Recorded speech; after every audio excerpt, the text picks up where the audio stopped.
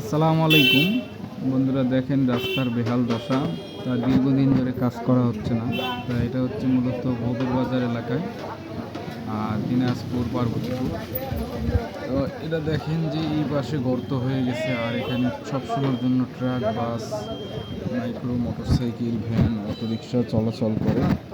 তা এটা দীর্ঘদিন ধরে এরকম হয়ে আছে, আর বৃষ্টি আসলে এরকম পানি জমা হয়ে থাকে। তা অবশ্যই এলজিইডির দৃষ্টি আকর্ষণ করতেছি। তাই এটা দীর্ঘদিন ধরে কিন্তু এরকম অবস্থায় পড়ে আছে। ওই পাশে একটু দেওয়া হয়েছে, আর এটা কিন্তু পুরাটাই যেমন একটা খাল হয়ে আছে। যখন পানি আসে বা বৃষ্টি হয় তখন কিন্তু এটা ভরাট হয়ে যায়। যেমন এই এলাকার মানুষের চলাচল, জনজীবন মানে হুমকির মুখে পড়ে যায়। তা এই যে দেখতে পাচ্ছেন ওই পাশে কিন্তু ঢালাই দেওয়া আছে, আর এই পাশে যেমন গর্ত হয়ে গেছে। আর এখানে প্রতিদিন দিনাজপুর থেকে গাড়ি চলাচল করে, যেগুলো পার্বতীপুর দিকে যায়।